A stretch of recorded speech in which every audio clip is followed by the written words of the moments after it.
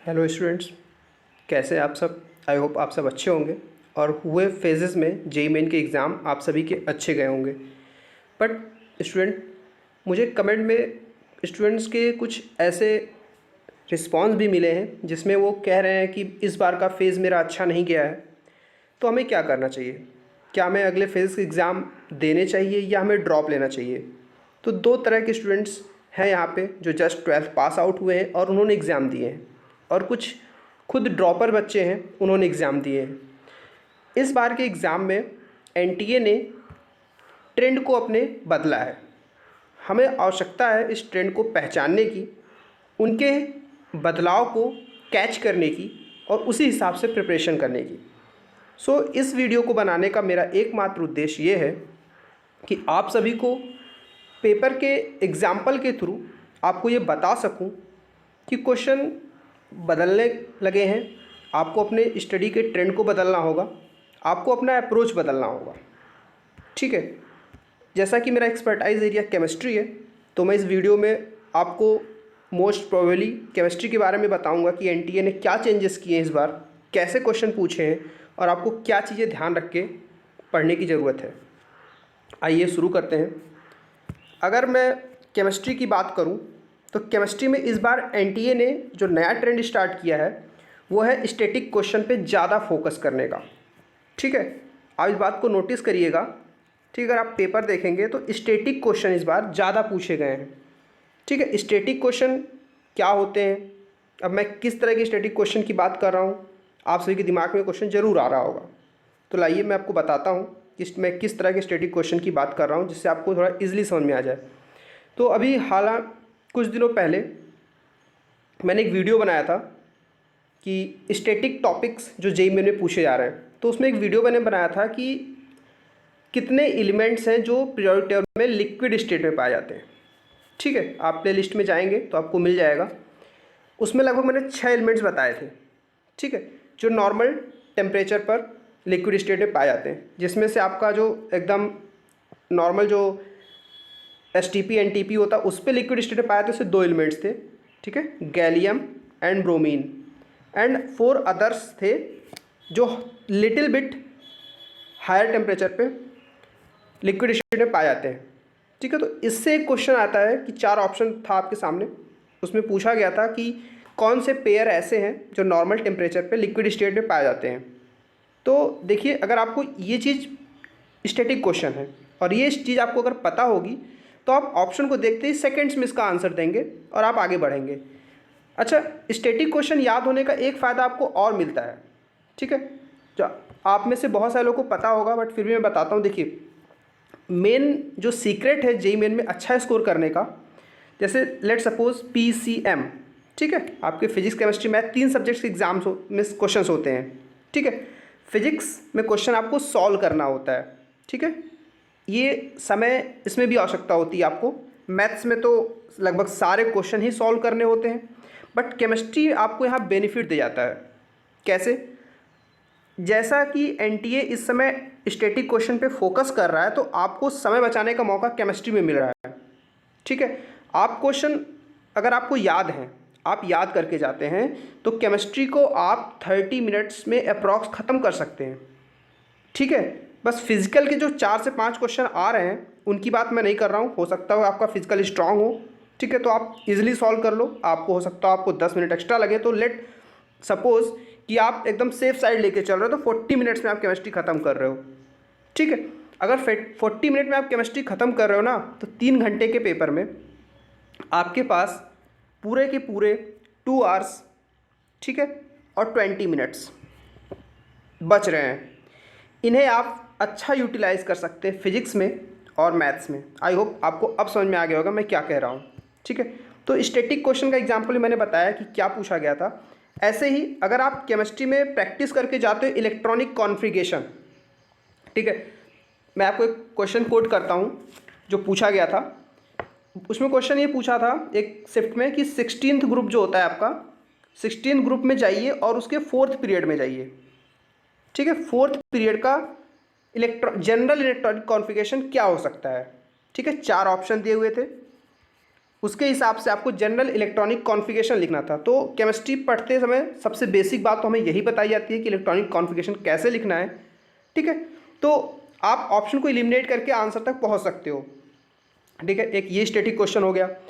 फिर static question के next phase में जो बात आती है वो आती है आपकी इन्वायरमेंटल केमिस्ट्री, ठीक है, इन्वायरमेंटल केमिस्ट्री का, ठीक है। इन्वायरमेंटल केमिस्ट्री हो गई आपकी। फिर आपका हो गया पॉलीमर, ठीक है। इस बार पॉलीमर्स और इन्वायरमेंटल केमिस्ट्री से भर भर के क्वेश्चन आए हैं। यहाँ तक कहिए कि किसी किसी फेज़ में तो इन्वायरमेंटल केमिस्ट्री से 3 क्वेश्चन तक पूछे गए हैं और पीरियोडिक टेबल से भी क्वेश्चन हैं, और पॉलीमर से लगभग 2 से 3 क्वेश्चन इससे भी। तो आप देख पा रहे हो अगर 5 क्वेश्चन, 5 से 6 क्वेश्चन आप इन स्टैटिक, इन्वायरमेंटल और पॉलीमर से मिल रहा है, तो क्यों ना लगभग 20 से 25 पेज का ये जो चैप्टर है एनसीईआरटी का, इसको अच्छे से ख़त्म कर लिया जाए, ठीक है। आपको इन्हीं पॉइंट्स पे एज मिलने वाला है और आप अच्छा स्कोर कर सकते हैं।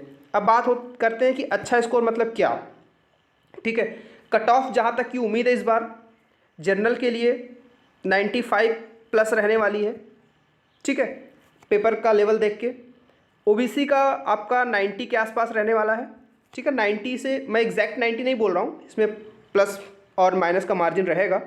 ऐसे ही अकॉर्डिंगली एससी एसटी का आपका 85, ठीक है, 85 प्लस माइनस, ठीक है, प्लस माइनस आप इसमें कंसीडर कर लीजिए, ऐसा स्कोर रहने वाला है। और अगर इन टर्म्स ऑफ परसेंटाइल बात करें तो अगर आप 180 प्लस स्कोर कर रहे हैं, ठीक है, तो आप सेफ साइड हैं, काफ़ी सेफ साइड, और आप 99 प्लस परसेंटाइल स्कोर करने वाले हैं, ठीक है। और अगर आप 130 के आसपास स्कोर कर रहे हैं तो आपका परसेंटाइल 95 के आसपास रहेगा, ठीक है। और आपको अगर अच्छी एनआईटी या आईआईटी, ठीक है, अगर आप अच्छी एनआईटी आईआईटी के इच्छुक हैं तो आपको कम से कम 180 प्लस तो स्कोर करना ही होगा। अब जैसे स्टूडेंट्स के कमेंट आ रहे हैं कि इस बार एनटीए ने अपना ट्रेंड चेंज कर दिया, सर क्वेश्चंस पहले आते थे आपको सॉल्व करना होता था और क्वेश्चन थोड़े ट्रेंड अलग होते थे, इस बार बिल्कुल इजी तो पूछ रहा है, क्वेश्चन काफ़ी इजी कर दिया है, बट वो ऐसा स्टैटिक है कि हमको याद नहीं था चीज़ों को, एक बार पढ़ा होता तो हो जाता क्वेश्चन, ठीक है। तो यही मेरा मकसद है कि आप एनसीईआरटी पे फोकस हो जाइए केमिस्ट्री के लिए। केमिस्ट्री के लिए आपको कहीं भी बाहर जाने की ज़रूरत नहीं है। जैसे इस बार एक फेज़ में क्वेश्चन पूछा गया था B2S6 का, तो ये तो फेवरेट क्वेश्चन है, बट स्टूडेंट ने क्या गलती की, इसको भी उन्होंने ईजिली बुक से नहीं पढ़ा।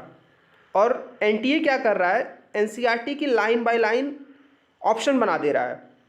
तो आपको कुछ नहीं करना है, बस एनसीईआरटी पढ़नी है और इस उद्देश्य से पढ़नी है कि इसके ऑप्शंस जो हैं वो इन्हीं लाइनों में से आएंगे, ठीक है। अगर आप इस अप्रोच को फॉलो कर पा रहे हैं तो आई होप आप केमिस्ट्री में आपको अच्छा स्कोर करने से, अगर अच्छा स्कोर की बात करें तो आप 85 प्लस केमिस्ट्री में स्कोर करने से आपको कोई नहीं रोक सकता। और आप 85 प्लस केमिस्ट्री में अगर अच्छा सिर्फ स्कोर कर ले रहे हैं तो बाकी बचे हुए सब्जेक्ट्स में आप समझिए अगर एटलीस्ट आप 100 स्कोर कर ले रहे हैं 2 में, ये केमिस्ट्री का अकेले स्कोर आपका है, ठीक है, और बाकी आप फिजिक्स प्लस मैथ 100 स्कोर कर ले रहे हो तो आप 185 प्लस स्कोर कर रहे हो, ठीक है, जो आपका 99 परसेंटाइल के एबव जा रहा है, ठीक है, और आपको एक अच्छा कॉलेज अटेंड करने में हेल्प करने वाला है ये। तो आप मेरी बात को ध्यान रखिए, आपका फोकस एरिया क्या होना चाहिए केमिस्ट्री के लिए, एनसीईआरटी। अब बात होती है कि एनसीईआरटी पढ़ना कैसे है और कहाँ से पढ़ना है। तो देखिए, आपको इस चैनल पे वीडियोस मिलने वाली हैं एनसीईआरटी को कैसे पढ़ें, उसके साथ ही साथ मैं कोशिश करूँगा कि इन्वायरमेंटल केमिस्ट्री और पॉलीमर, ठीक है, उसके साथ ही साथ बायोमॉलिक्यूल, 3 टॉपिक्स, ठीक है, जिससे एनटीए बहुत क्वेश्चन पूछ रहा है उसके वीडियोस बनाऊं और वो क्रिप्सी नोट्स के साथ, और सीधे सीधे उन क्वेश्चंस को पिक करूं जो ऑप्शन बन जा रहे हैं एग्ज़ाम में, जिससे आपको क्या होगा कि आप उन वीडियोस को एक बार देखेंगे और पेन कॉपी लेकर बैठेंगे, उसको वीडियो के साथ साथ आप चीज़ों को लिखते जाएंगे और आप नोट कर लेंगे की वर्ड्स को, ठीक है, जिससे एग्ज़ाम में अगर आपको ऑप्शन भी दिखेगा ना तो आपके दिमाग में क्लिक करेगा कि हाँ ये मैंने कहीं पढ़ा था और ये आंसर हो सकता है। तो इस तरह से आपको हेल्प करने वाली है ये वीडियो। तो केमिस्ट्री के बारे में मेन फोकस एरिया था मेरा, तो मैंने डिस्कस कर लिया, और बाकी सब्जेक्ट्स के लिए आप जो अच्छी वीडियोज़ हैं, अच्छे चैनल हैं फिजिक्स के लिए, ठीक है, और अदर मैथ्स के लिए भी बहुत सारे अच्छे फैकल्टीज़ यूट्यूब पे फ्री कंटेंट आपको प्रोवाइड कर रहे हैं, आप उनको फॉलो कर सकते हैं और अच्छा स्कोर कर सकते हैं। तो best of luck next phase के लिए। और जिनका अभी स्कोर अच्छा नहीं आ रहा है उन्हें टेंशन लेने की बिल्कुल ज़रूरत नहीं है, आपके पास 1 महीने का समय है। आप स्ट्रेटजी के साथ तैयारी कीजिए और नेक्स्ट टाइम एनटीए जो जैसा क्वेश्चन बना रहा है आपको बिल्कुल वैसे तैयारी करके उसके क्वेश्चंस का वैसे ही जवाब देना है। सो जय हिंद दोस्तों। और ये कोट मैं आपको फिर से दिखाऊंगा, आई होप आपको बिल्कुल हेल्प मिले। ठीक है, आपको तब तक अपनी स्ट्रेटजी को बना के रखनी है जब तक आप अच्छा स्कोर, ठीक है, एक प्रेस्टीजियस कॉलेज अटेन करने तक गेन नहीं कर लेते हैं। तो सो फ्रेंड्स, इस वीडियो में इतना ही। Thank you very much. जय हिंद।